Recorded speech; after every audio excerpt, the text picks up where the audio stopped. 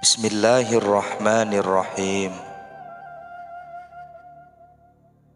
Rasulullah sallallahu alaihi wasallam bersabda, sungguh hati itu berkarat. Beningkan ia dengan membaca Al-Quran, mengingat mati, dan menghadiri majelis zikir atau majelis ilmu. Hati itu berkarat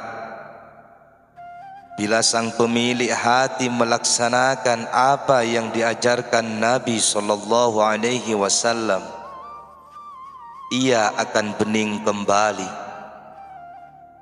Bila tidak, hati akan menghitam. Ia menghitam karena memang jauh dari cahaya. Ia pekat karena kecintaannya yang berlebih kepada dunia tanpa wara'. Sebab bila hati seseorang didominasi oleh cinta dunia, wara'nya akan hilang. Ia himpun harta dunia, baik yang halal maupun yang haram. Tak ada lagi upaya memilah-milah antara yang halal dan yang haram dalam mengumpulkan kekayaan. Rasa malunya kepada Allah pun pudar. Ia lupa bahwa Allah senantiasa mengawasinya. Wahai kaumku, ikutilah petunjuk Nabi kalian Muhammad sallallahu alaihi wasallam. Beningkan kembali hatimu yang berkarat dengan obat yang telah dijelaskan Rasulullah sallallahu alaihi wasallam kepada kalian.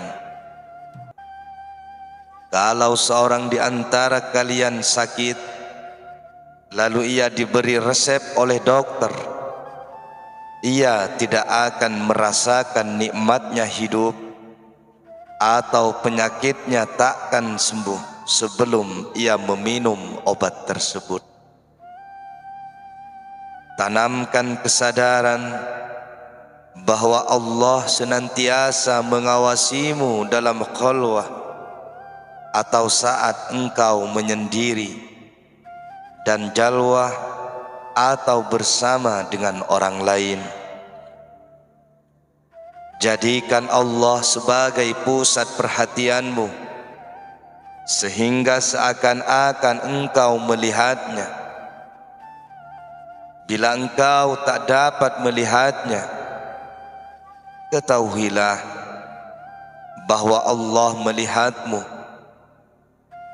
Siapa yang ingat kepada Allah dengan hati, dialah pezikir sejati.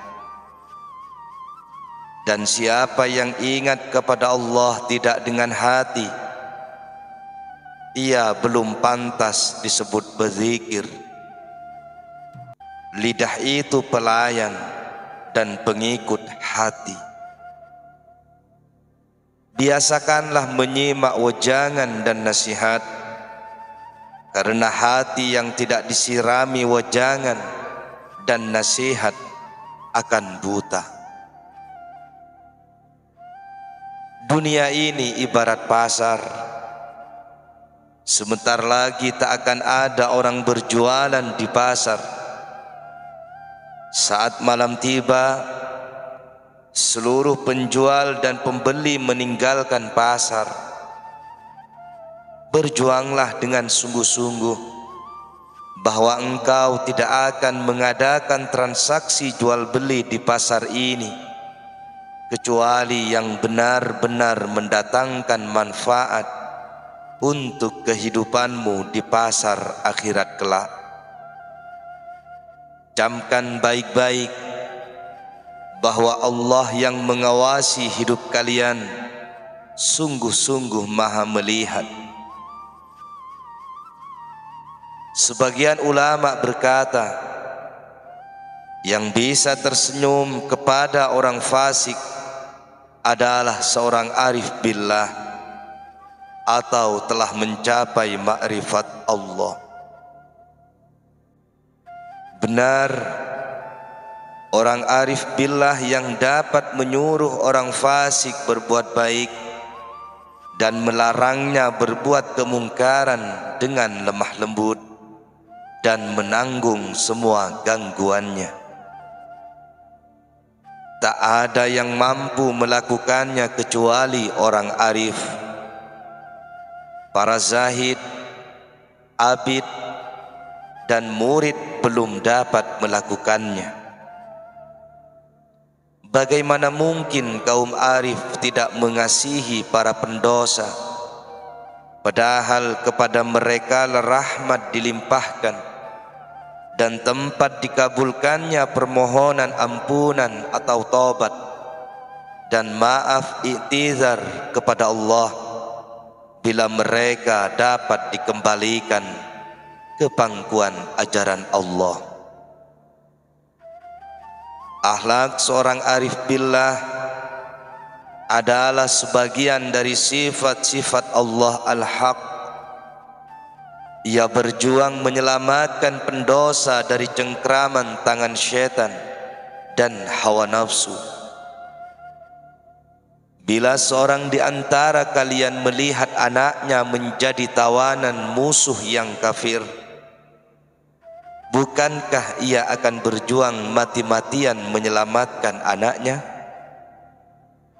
Demikian pula arif billah. Seluruh manusia ibarat anak-anak.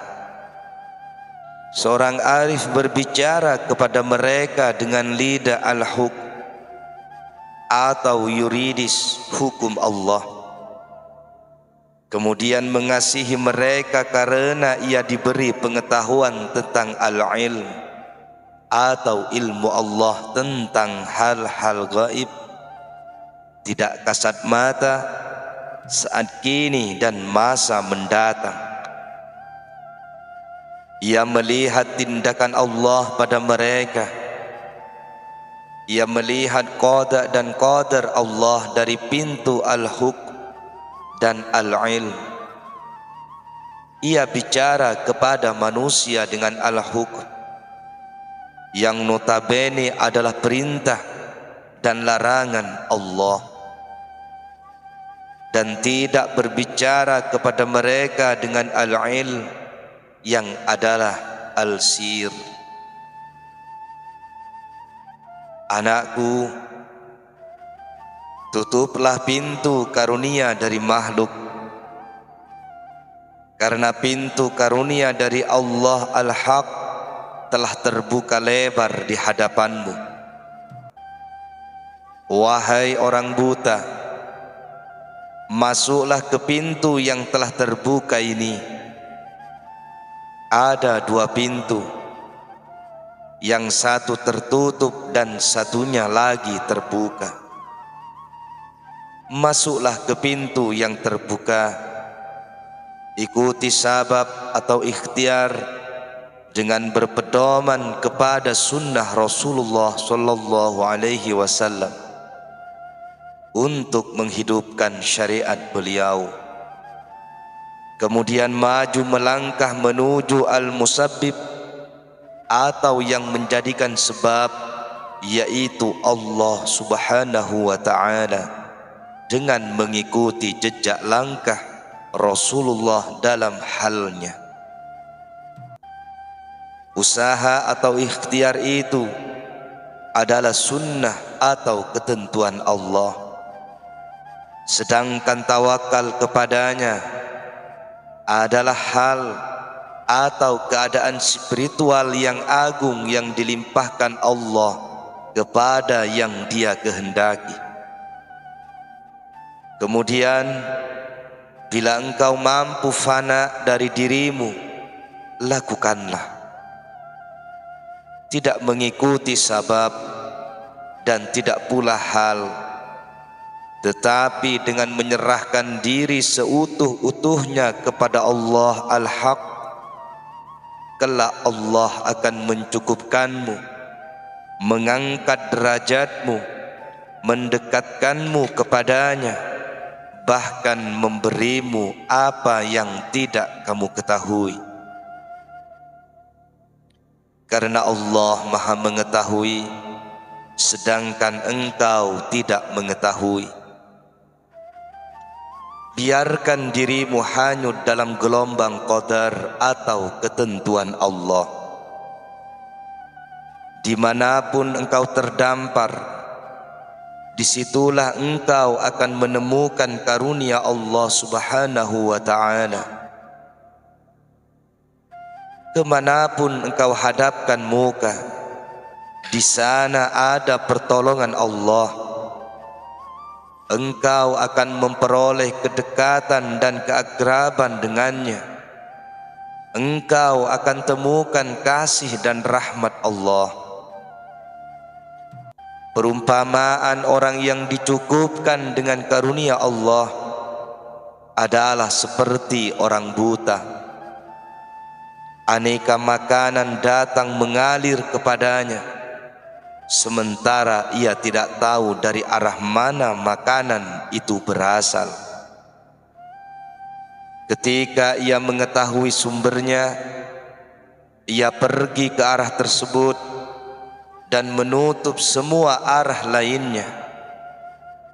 Demikianlah sikap seorang arif billah apabila telah mengetahui bahwa Allah Subhanahu wa ta'ala adalah yang maha memudahkan, yang maha memberi dan mengarahkan semua hal kepadanya. Karena itu hatinya hanya bergantung kepada Allah. Hati ibarat biji yang dihamparkan di halaman rumah, yang tidak beratap tetapi mempunyai 4 dinding yang berdiri kokoh di sekitarnya. Hujan lebat mengguyurnya di musim dingin, dan sinar mentari menerpanya di musim panas. Ia tumbuh sempurna, tetapi tak seorang pun mengetahuinya. Ketika dahan dan daun pohon ini telah mencuat menampakkan diri, ketika pohon ini telah tinggi dan bahkan buahnya telah matang, orang-orang ingin memetik buah dari pohon tersebut, tetapi mereka tidak menemukan jalan mendekati pohon tersebut. Demikianlah hati. Bila Allah menghendaki, Allah akan menumbuh suburkannya. Lautan itu ibarat kesenangan dunia. Biduk atau kapalnya adalah syariat. Nahkoda adalah lut atau kelembutan karunia Allah Subhanahu wa ta'ala. Siapa yang enggan mengikuti syariat, ia tenggelam dalam lautan kesenangan dunia.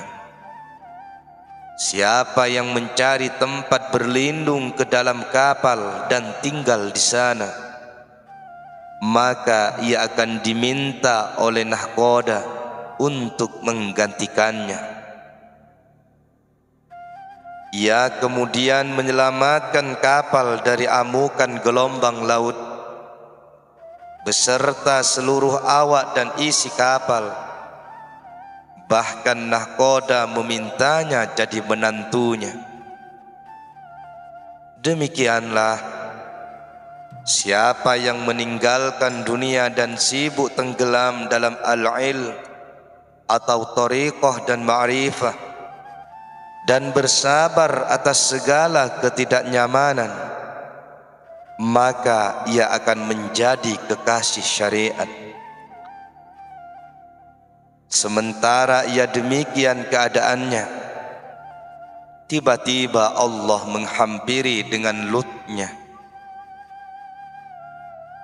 menganugerahinya ma'rifat kepadanya, menyematkan kepadanya secara khusus kewalian di atas kewalian. Engkau akan memperoleh dari Allah berbagai keluasan menggantikan segala yang pernah luput darimu, karena sibuk tenggelam dalam ma'rifat kepadanya. Bila sesuatu luput darimu, jangan bersedih. Allah akan menggantinya dengan yang lebih baik. Karena Allah Maharaja, berkuasa penuh atas hartanya. Hamba sahaya dan segala yang ia miliki adalah milik tuannya. Apa yang diambil Allah darimu akan engkau dapati kembali esok. Neraka pun memohon kepada Allah, ya Allah yang memberi keamanan, berikan balasan yang baik kepada hamba-Mu, karena cahayamu telah memadamkan bara apiku. Demikianlah dalam kehidupan di dunia, apabila batin dapat bertambat dengan Allah sedekat-dekatnya, api petaka datang dan berdiri di jalan hati. Api mujahadah datang dan berdiri di jalan yang dilalui para murid dan berdiri, lalu berkata, ya Allah yang memberi keamanan, berikan balasan yang baik kepada hamba-Mu. Panah yang hanya mengenai dinding benteng tentu saja tak akan membahayakan para murid, mereka yang meniti jalan ma'rifat. Dunia ini ibarat istri. Bila seseorang tidak tidur bersama istri dan tidak pula berduaan dengannya sepanjang umurnya, dan kemudian datang ke akhirat sementara dunia tak berdaya merenggut ketakwaannya, tak kuasa pula mengubah agamanya, maka orang itu selamat. Demikianlah seorang arif billah atau mengenal Allah yang zuhud di dunia dan mendambakan kebahagiaan di akhirat.